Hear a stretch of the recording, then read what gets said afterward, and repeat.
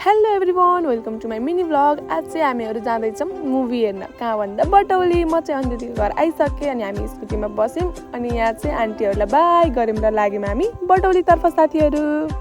त्यसपछि सरर स्कुटीको चिसो हावा खाँदै हामी लाग्यौँ बटौलीतर्फ। हामी चाहिँ मिलनचोकमा रहेको क्युबक्स सिनेमा हलमा पुगिसक्यौँ साथीहरू। छुस्स टिकट काउन्टरतिर गएर टिकट पनि काटिसक्यौँ अनि हामीसँग अलिकति टाइम रहेको हुनाले हामी गयौँ फेरि ट्राफिक चोकतिर साथीहरू। अनि त्यताको काम सकेर आयौँ, लिफ्ट चढ्यौँ र सरर लाग्यौँ माथिल्लो फ्लोरतर्फ साथीहरू।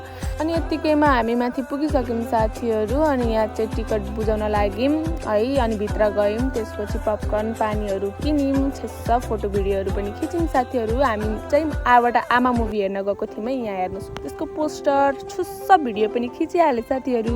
भिडियो मात्र हो र साथीहरू, म त एउटा फोटो पनि खिचेकै। हेर्नुहोस् न, अनि यहाँ पपकर्न छोपेर भिडियोहरू खिच्न लागे साथीहरू। फाइनली हामी हलभित्र इन्ट्री गरिसक्यौँ साथीहरू। यहाँ चाहिँ त्यो दिन खासै भिड पनि थिएन अनि यहाँ मुभी स्टार्ट भइसकेको छ साथीहरू। जे होस् मुभी चाहिँ खतरा दामी नै हो कि। यहाँ चाहिँ अङ्कलले आन्टीलाई खाना खुवाइदिन लाउनु भएको छ है। यहाँ हेर्नुहोस् न कति राम्रो, वाउ।